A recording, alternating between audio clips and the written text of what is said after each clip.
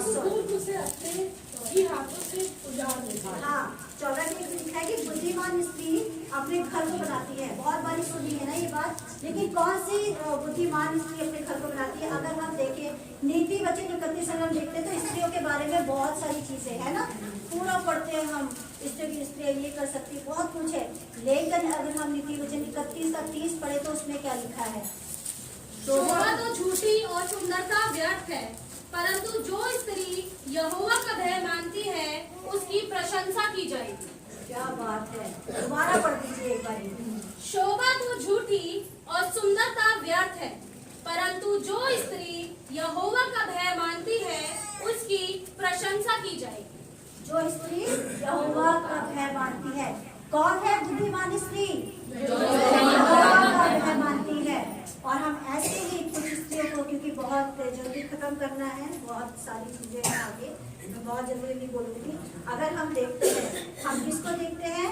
हम अगर एस्तर को देखते हैं, है ना, क्या करा एस्तर ने? एस्तर वैसे ही तैयार हुई, वही सब कुछ किया उसने जो उस राजा को पसंद था, जो राजा देखना चाहता था। एक आम लड़की, एक साधारण लड़की क्या बन गई? पटरानी बन गई। पटरानी बन गई। कैसे बन गई? उसने वही सब कुछ किया, वो वैसे ही सजी, उसने वही सब चीजें करी जिसकी वजह से उस राजा के मन को भागे। वहां पर लिखा है बहुत सारी आई थी, वो सिर्फ एक एस्तर नहीं थी, अरे हाँ चलो इसी को चुना लिया, पसंद किया था, नहीं, लाइन लगी हुई थी, 12 महीने तैयारी करी, क्या उनके लिए उनको सजाया। जो वो है ब्यूटिशियंस है, वो जानती हैं कि जब एक दुल्हन को सजाने की बारी आती है तो उससे पहले क्या क्या किया जाता है ना। उससे भी बढ़ के एस्तर के लिए किया गया और लड़कियों के लिए किया गया। लेकिन वहां लिखा है कि उस राजा ने सबसे ज्यादा स्नेह किसको किया? एस्तर को किया। और उसने उसके बाद एक बड़ा भोज दिया और उसमें उसको पटरानी का पद दे दिया, है ना। एस्तर ने उस बात को करा बुद्धिमान स्त्री, है ना। एक आम लड़की क्या बन गई? पटरानी बन गई। अगर हम देखते हैं, अगर हम आगे देखते हैं तो हम राहाब को देखते हैं। राहाब कौन थी, है ना? राहाब उनमें से नहीं थी जो इजरायली निकल कर आए थे, उसमें से नहीं थी। राहाब कौन थी? उसने सिर्फ सुन रखा था, गरीबों में थी, सुन रखा था सिर्फ।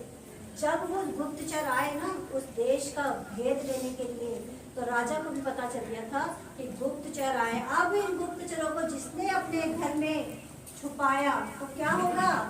मार डाला जाएगा।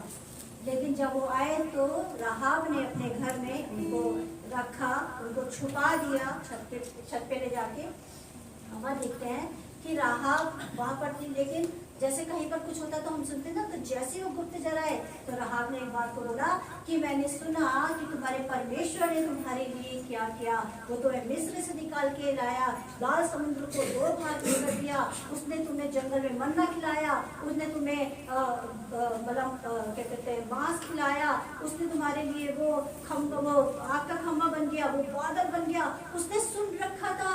राहाब ने उस बात का भय माना और विश्वास किया। उसने इस बात बोली कि अगर परमेश्वर ने तुम्हें इस बात को बोला कि वो ये देश तुम्हें दे देगा तो वो दे देगा तुम्हें। उसने विश्वास किया। कौन थी वो? आप लोग जानते हैं ना, कहाँ थी राहाब? और उसने इतना बड़ा कार्य, उसने अपनी जान की, कि उसे पता था अगर वो गुप्तचर वहां पर मिल जाते तो शायद उनको राहाब ने अपनी जान की चिंता नहीं करी, लेकिन उसने विश्वास किया किस पे? यहोवा परमेश्वर पे। सिर्फ सुन के, इजरायलियों ने देख के विश्वास नहीं करा। राहाब इतनी दूर बैठी, उसने विश्वास किया और क्या हुआ? उसने अपने आप को और अपने उस घराने को बचा लिया। और इतना भी नहीं, उसके बाद क्या हुआ? डबल आशीष के बारे में मैं आपको बताती हूँ।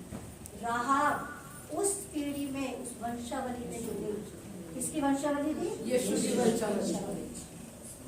यीशु की वंशावली में राहाब जुड़ गई। और राहाब का जो बेटा बोअज, नहीं बोअज, रूथ तो उसकी वाइफ थी। राहाब का बेटा बता रही हूँ, हाँ, है ना। राहाब का जो बेटा था, हम देख सकते, लोग कहते हैं अरे राहाब तो ये थी, चलो उसने बचा लिया, निकल गई। लेकिन अगर हम राहाब के जीवन को देखते हैं तो हम उसके बेटे को देखें, है ना। बोझ के बारे में बहुत कुछ है, कैसी परवरिश उसकी हुई, है ना। मैं बात करती हूँ, राहाब के जीवन से मैं बहुत कुछ सीखती हूँ, है ना। उसने परमेश्वर का भय माना, उस पर विश्वास किया, और हम देखते हैं कि परमेश्वर ने उसको आशीषित किया। अगर हम रूथ को देखते हैं, आपने देखा है कि रूथ जहाँ पर गई, क्या बन के गई थी? एक नौकर, एक दासी बन के गई उसकी। लेकिन वहां पर क्या हुआ? वहां की मालकिन बन गई। क्यों बन गई? नयोमी जो थी वो चाहती उसके लिए, तो वो क्या कर सकती थी, जैसे दूसरी बहू गई वो भी चली जाती। लेकिन उसने क्या करा? उसने कहा नहीं, जहाँ तू जाएगी मैं भी तेरे साथ चलूंगी, जो तेरा परमेश्वर होगा वो मेरा परमेश्वर होगा। उसने इस बात को बोला, है ना। और जब उसने इस बात को बोला कि तेरा परमेश्वर मेरा परमेश्वर होगा, तो वहां पर परमेश्वर की आशीष उसके ऊपर ठहर जाती है। सच में वो एक अधीनता में रही, परमेश्वर के भय में रही। उससे हम जो हमने पढ़ा ना कि बुद्धिमान स्त्री अपने घर को बनाती, तो वाकई में वो बुद्धिमानी हमने देखी। वो अधीनता में रही, और जब वहां पर काम करने के लिए गई तो थी बड़े छुट्टी हुई, ठीक है थोड़ा बहुत काम मिल जाए मुझे, क्या काम कुछ नहीं था, लेकिन बोअज़ ने उसको क्या काम किया, ठीक है, जो पूरे उठते उसको उठा कर चल दिया। और मैं देखती हूँ, एक आशीष को देखती हूँ कि रूथ जहाँ काम करने गई वहीं उसकी मालकिन है। ये प्रभु का है ना। अगर हम देखते हैं माता मरियम को, है ना, नासरत में रहने वाली एक साधारण सी एक लड़की, जिसके पास जब फरिश्ता आया, फरिश्ते ने उसको क्या बोला?